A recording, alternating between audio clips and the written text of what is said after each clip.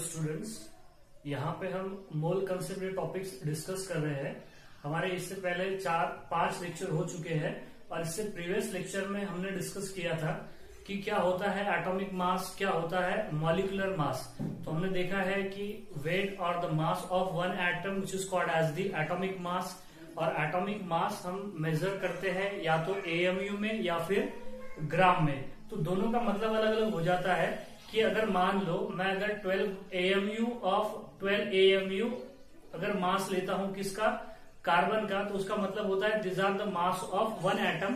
अगर वो वही 12 ग्राम अगर ले लू मैं मास ऑफ कार्बन, तो उसको क्या बोला जाएगा, उसका मतलब हो जाएगा this are the mass of 1 mole of carbon. तो मोल क्या होता है, कैसे देखते हैं मोल क्या होता है और मोल को हम कैसे टैकल करते हैं, कैसे निकालते हैं नंबर ऑफ मोल्स।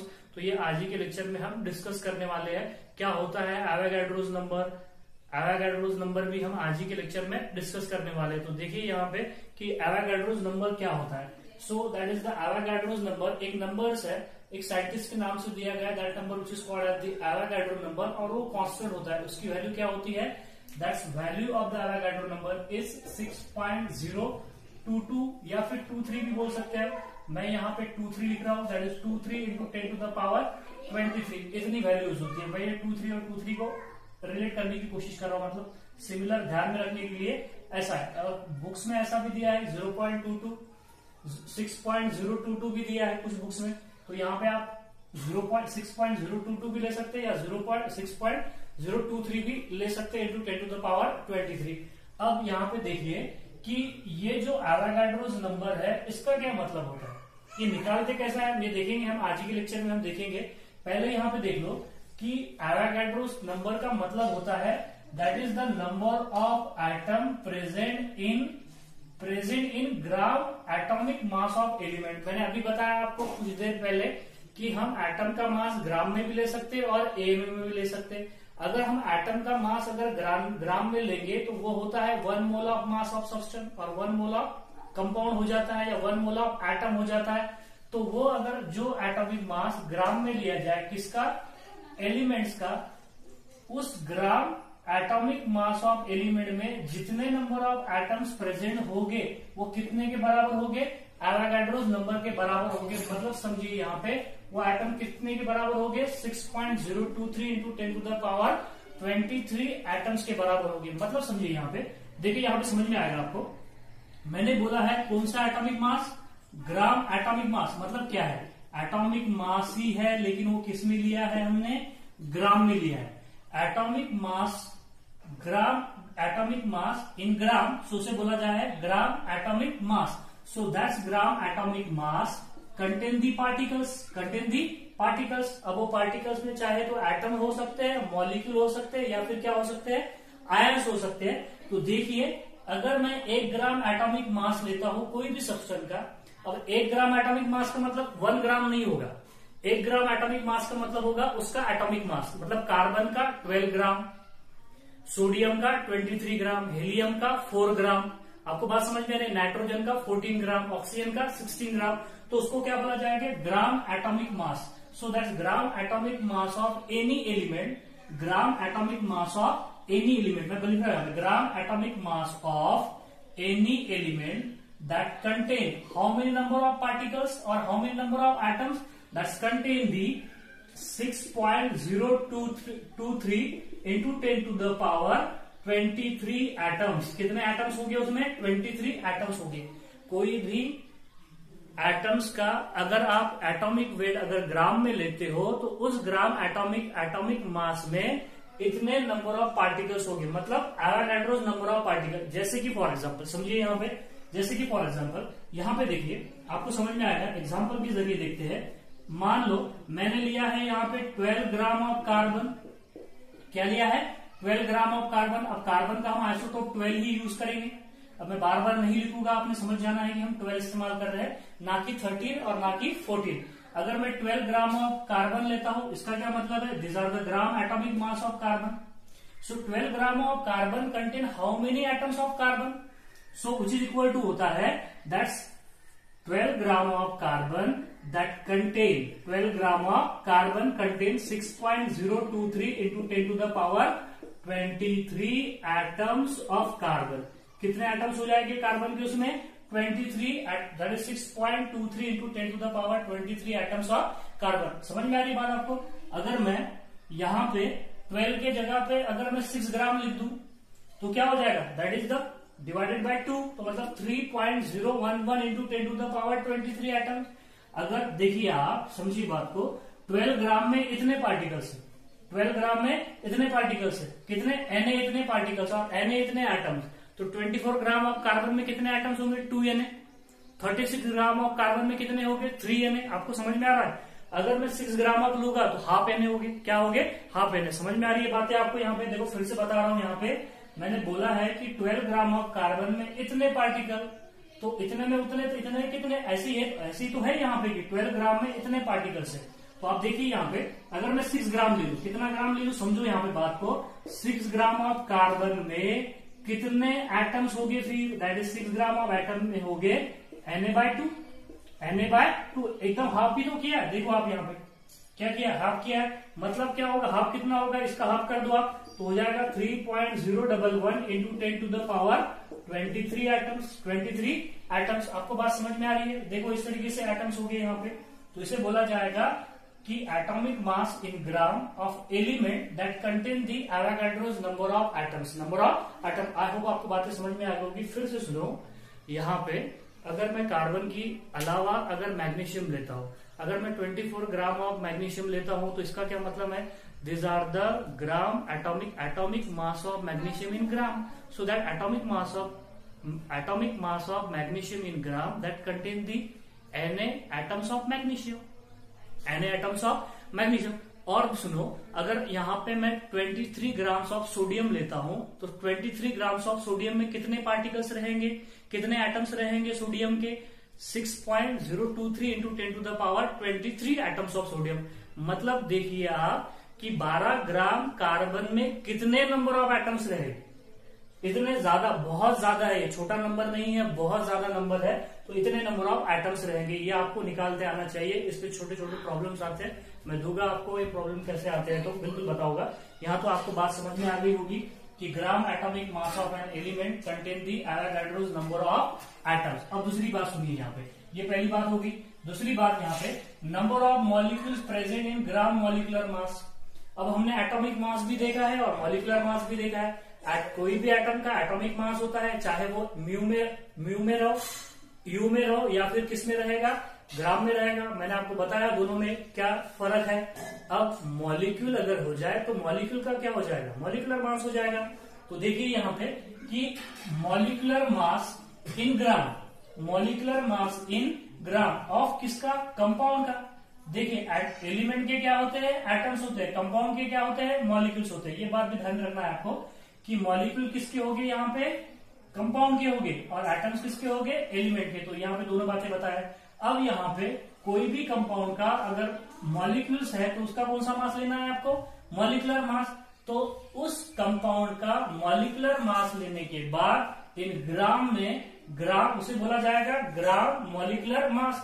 तो 1 ग्राम मॉलिक्यूलर मास में या molecular mass of any compound और molecule in gram that contain how many number of molecules? How many number of molecule? फिर से सुनो यहाँ पे, देखिए आपको समझ में आएगी। दूसरी बात यहाँ पे मैं बोल रहा हूं यहाँ पे कि that is the molecular mass, molecular mass in gram. उसको क्या बोला जाएगा? मॉलिक्यूलर मास और the gram molecular mass, gram molecular mass contain, that's gram molecular mass contain how many number of molecules? अब एटम्स बोलोगे क्या? नहीं, मॉलिक्यूल लिए तो मॉलिक्यूल बोलोगे आप, आयंस लिए तो आयंस बोलोगे, एटम्स लिए तो एटम्स ही बोलोगे। So that is the gram molecular mass contain 6.023 into 10 to the power 23 molecules. क्या बोलोगे आप? 23 मॉलिक्यूल्स ऑफ कंपाउंड। मैंने यहाँ पे लिख दिया है 23 मॉलिक्यूल्स ऑफ कंपाउंड। देखिए यहाँ पे इसका क्या मतलब होगा, आपको एग्जांपल से ज्यादा क्लैरिटी आने वाली है। यहाँ पे देखिए आप, ये छोटी छोटी बातें हैं, ये आपको आना चाहिए। देखो मैं कितना बेसिक से बता रहा हूँ आपको, ये बातें आपको समझनी चाहिए। बिल्कुल एकदम बेसिक सिंप्लीफाई करके बता रहा हूँ, आई होप आपको समझ में आएगी। ठीक है, अब यहाँ पे कोई मॉलिक्यूल ले लेते हैं हम। अगर हमने यहाँ पे मान लो मैंने क्या लिया है? हाइड्रोजन ये मॉलिक्यूल लिया है। कौन सा मॉलिक्यूल लिया है? हाइड्रोजन। अब हाइड्रोजन का कितने एटम्स है इसमें? 2 एटम्स है। 2 एटम्स मिलके क्या बना है? यहाँ पे हाइड्रोजन का एक मॉलिक्यूल मिला है, एक हाइड्रोजन का मॉलिक्यूल बना है। तो इसका मोलिकुलर मास कितना होगा? 2 ग्राम होगा। तो मैं लिख देता हूं यहाँ पे दैट इज 2 ग्राम। समझ में आ रही है बात है आपको? 2 ग्राम ऑफ हाइड्रोजन। अब ये 2 ग्राम ऑफ हाइड्रोजन का मतलब क्या हो रहा है? This are the molar mass of hydrogen, this are the molecular mass of hydrogen in gram, molecular mass of hydrogen in gram. So that contain इसमें कितने एटम्स होंगे? कितने मॉलिक्यूल्स होंगे? अब मॉलिक्यूल बोलोगे आप, कितने मॉलिक्यूल्स होंगे? 6.023 into 10 to the power 23। Atoms नहीं बोलोगे आप, क्योंकि आप मॉलिक्यूल का मॉलिकुलर मास लिया है, तो मॉलिक्यूल्स बोलोगे आप। मतलब 2 ग्राम हाइड्रोजन में हाइड्रोजन के इतने मॉलिक्यूल्स होंगे, मॉलिक्यूल्स ऑफ हाइड्रोजन। क्या लिखोगे आप यहाँ पे? मॉलिक्यूल्स ऑफ हाइड्रोजन, मतलब H2 होंगे इतने। आपको बात समझ में आ रही है? अगर मैं यहाँ पे अगर मैं 4 ग्राम लूंगा तो क्या कितने होंगे? फिर 4 ग्राम लूंगा तो 2Na molecule, 2 into 6.023 into 10 to the power 23 molecules of hydrogen. अगर मैं यहाँ पे 1 ग्राम ले लू तो क्या लू? यहाँ पे 1 ग्राम लूंगा तो कितने हो गए? उसमें हाफ हो जाएंगे। समझ में आ रही है बात है? दूसरा एग्जाम्पल समझिए यहाँ पे, अगर मैं 16 ग्राम नहीं 18 ग्राम लेता हूं, that is the 18 gram of water. 18 gram of water. अब 18 ग्राम ऑफ वाटर में कितने मॉलिक्यूल्स ऑफ वाटर होंगे? 18 gram of water contain 6.023 into 10 to the power 23 molecules. किसके मॉलिक्यूल्स हो गए? वाटर के मॉलिक्यूल्स हो गए। आपको बात समझ में आ रही है? यहाँ पे सिंपल सी बात है। देखिए यहाँ पे H2O का हमने मॉलिकुलर वेट लिए या मॉलिकुलर मास लिए इन ग्राम, तो उसमें कितने मॉलिक्यूल्स होंगे?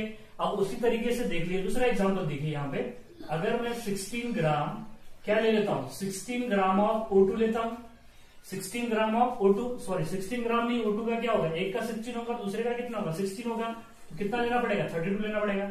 अगर मैं 32 ग्राम ऑफ O2 लेता हूं तो 32 gram of O2 contain 6.023 into 10 to the power 23 molecules. क्या बोलोगे आप?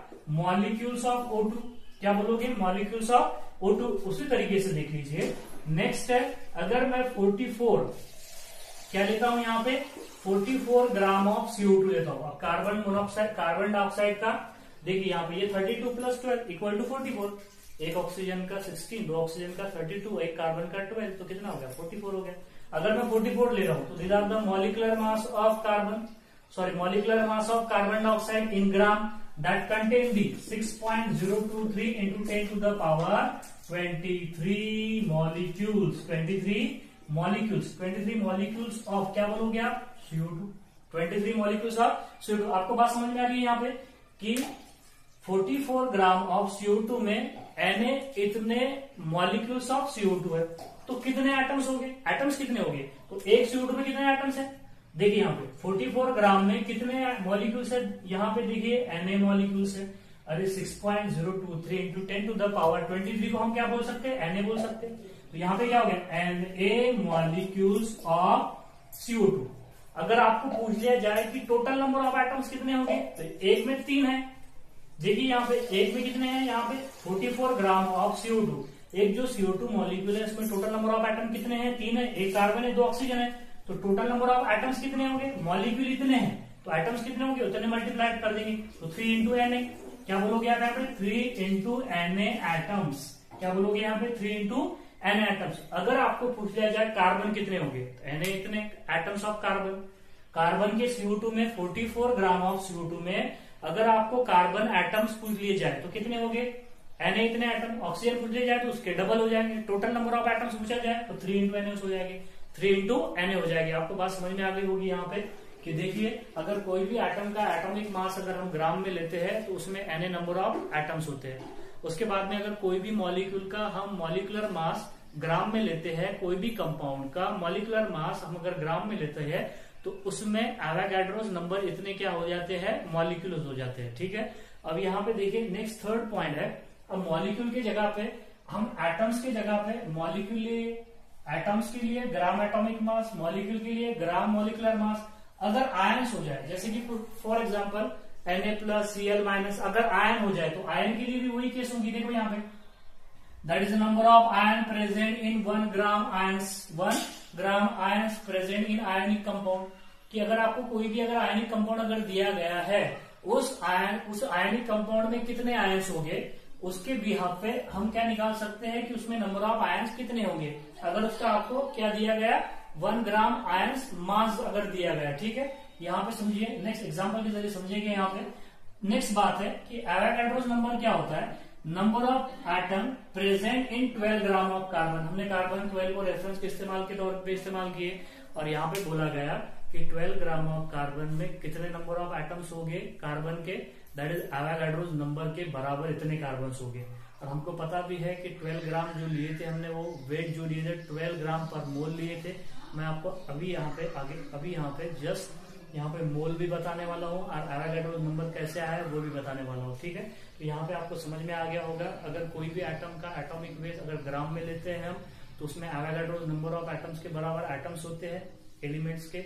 अगर मॉलिक्यूल का अगर हम मोलिकुलर मास लेते हैं इन ग्राम में, तो उसमें उतने एवोगाड्रोस नंबर ऑफ क्या हो जाते हैं, मॉलिक्यूल हो जाते हैं। उसी तरीके से एवोगाड्रोस नंबर के next number of ions present होते हैं 1 ग्राम ऑफ आयंस में।